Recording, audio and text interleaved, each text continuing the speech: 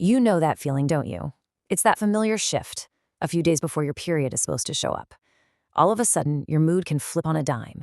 Your body feels heavy and bloated, and sleep just doesn't bring the rest it's supposed to. And then there are the cravings. You find yourself wanting all the carbs, all the sugar. People might tell you to just relax, that it's just your hormones. But here's the thing. They're right about one part. It is your hormones. And what they are doing inside of you is this powerful, deeply fascinating, and very real biological story. Premenstrual syndrome, or PMS, it's not just a mood problem, and it's definitely not a sign of weakness. It's your body communicating with you, trying to tell you something important. Today, we're finally going to listen to what it has to say.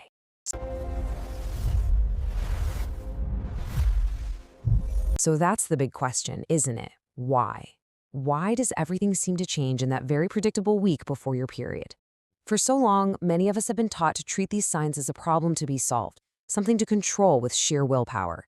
But what if we looked at it from a completely different angle? What if we started to see these symptoms not as a failure on our part, but as a form of communication? A set of clear signals telling us that a major biological shift is happening inside our bodies. The moment you realize your body isn't working against you, but is actually just following its natural, ancient rhythm, believe me, it changes everything about how you see yourself and your health. So let's just get one thing straight right now. It's never, ever just hormones. That phrase is so dismissive. It completely ignores the profound story that's playing out inside you every single month. In this explainer, our goal is to become fluent in the language of our bodies. We're going to walk through exactly what's happening in your body, step by step. We will look at the science behind it all. And most importantly, we'll explore the supportive, simple choices that can help you navigate this time with so much more ease and understanding. This is all about replacing confusion with clarity and replacing frustration with real empowerment. Okay, so let's dive right into this hormonal story. To really, truly understand PMS, we first need to understand the stage where this whole drama plays out, and that is the menstrual cycle itself. A lot of us were taught to think of the cycle as just our period, but that's only one small part of a much bigger, more incredible event. Your menstrual cycle is a full-body hormonal experience. It's a rhythmic, month-long dance that doesn't just affect your reproductive organs, oh no. It affects your brain chemistry, your energy levels, your immune system, and even your metabolism. For most people, this cycle runs for about 28 days, but healthy cycles can range anywhere from 21 to 35 days. Everyone's personal rhythm is a little bit different, and that's perfectly okay. This beautiful cycle has 4 distinct phases. First up, there is menstruation. That's the period itself. This is followed by what's called the follicular phase. This is when your body is getting ready for ovulation, building things up. Then comes ovulation. That's kind of the main event happening right around the middle of your cycle. And finally, we arrive at the luteal phase. Now, this last phase, the luteal, that's Luteal. This phase is our big focus today. It's the roughly 14-day window of time between ovulation and your next period. This is the specific time, the only time, when all the symptoms we call PMS can happen. The whole story of PMS begins and ends right here in the luteal phase. So what in the world is going on with our hormones during this luteal phase? Well, 2 main characters are making some big moves. Their names are estrogen and progesterone. Right after ovulation, your progesterone levels rise up sharply. Their job is to prepare the body for a possible pregnancy. Now, here is the most crucial part of this whole story. If pregnancy does not happen, your body gets a signal to hit the reset button.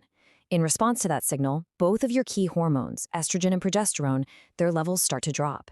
And we're not talking about a gentle, slow decline here. We're talking about a steep, sudden fall in the days right before your period starts. Just imagine you're on a hormonal roller coaster. You've been climbing up, and then suddenly the track just plummets. That steep drop, that sudden withdrawal, that's the trigger for everything that follows. This is something most people never find out.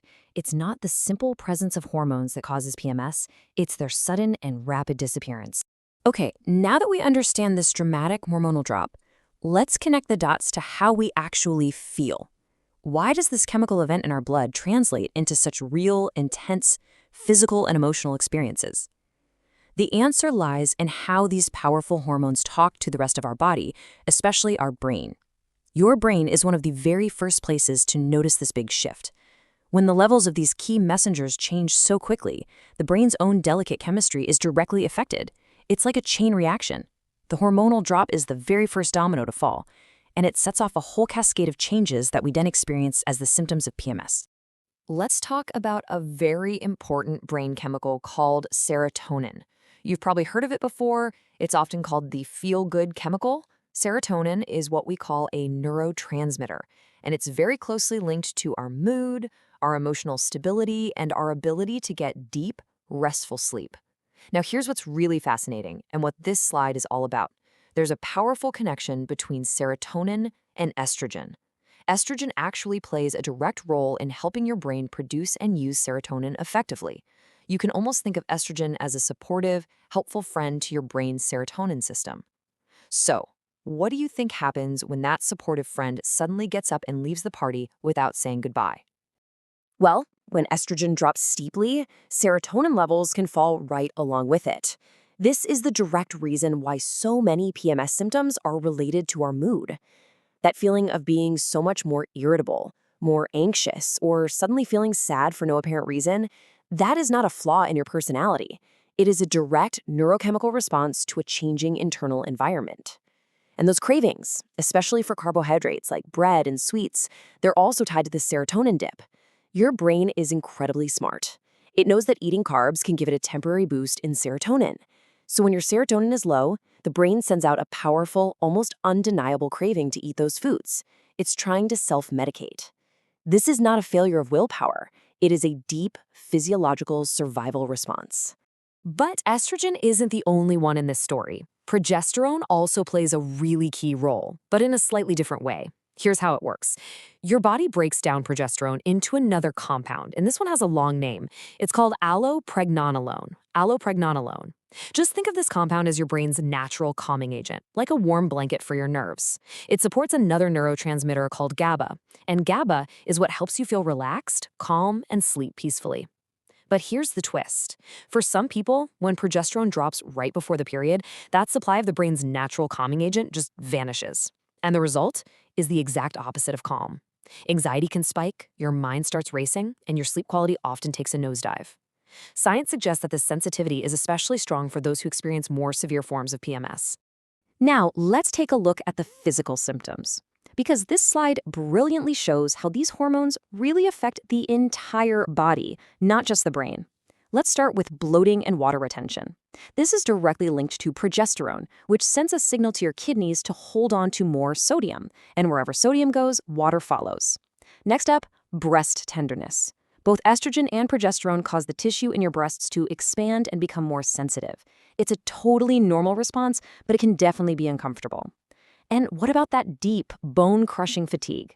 That's partly because progesterone itself has a natural sedating quality, combined with the fact that your sleep is probably being disrupted. Headaches are often tied to that drop in estrogen, which can affect the blood vessels in your brain.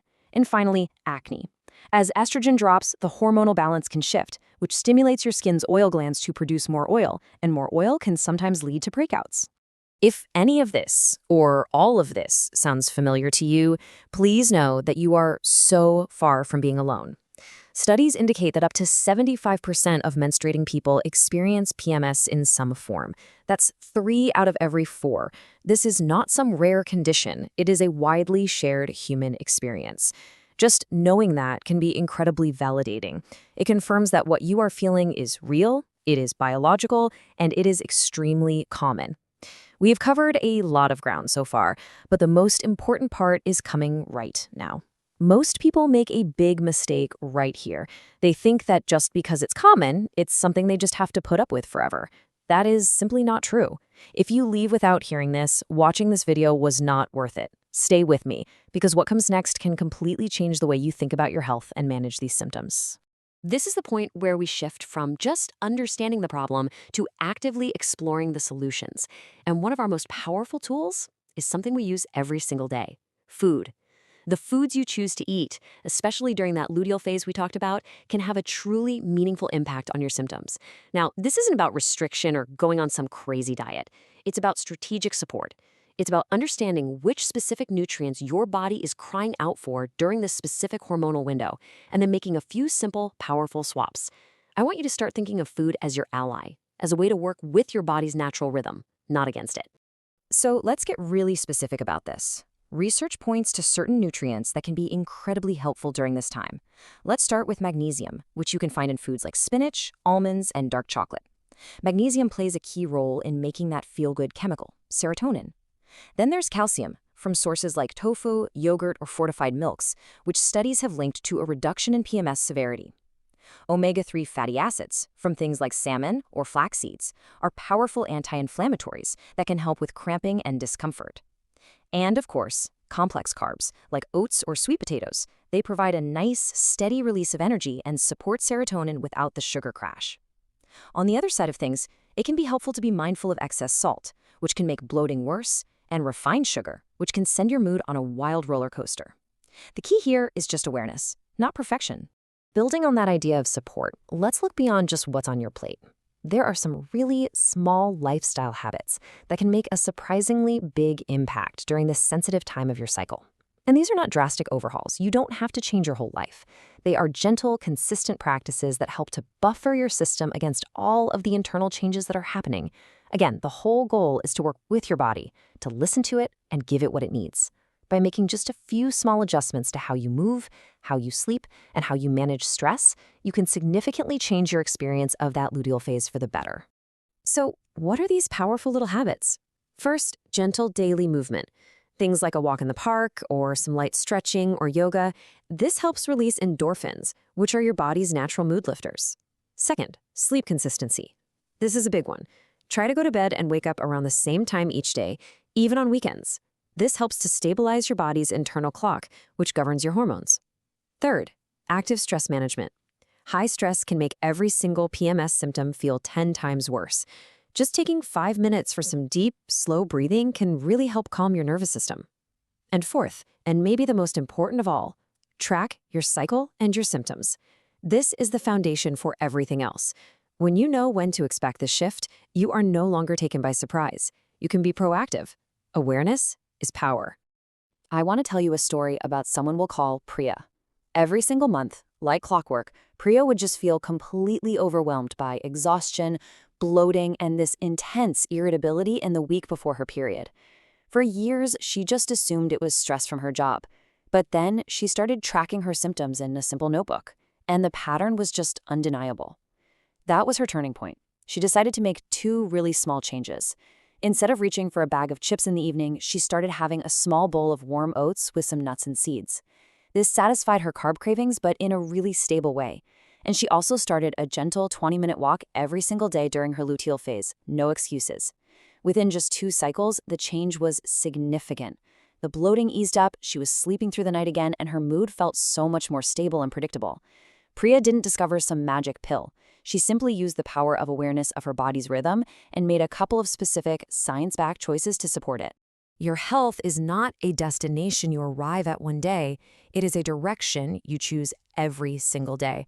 Small awareness, small choices, small habits that quietly add up to something much bigger than you realize right now. Before you go, if this gave you even one useful thought about your health, share it with one person who needs to hear this right now. That one share can bring this awareness to someone silently struggling, and it helps Wellness Geeks reach more people who truly need this. Think of Wellness Geeks as a knowledgeable friend. Like this video, subscribe to Wellness Geeks, and tell us in the comments what health topic you want next. If this video brought real value to your health journey, support it with a super thanks. Every bit of support gives Wellness Geeks the strength to keep going. Thank you so much for watching and caring about your health.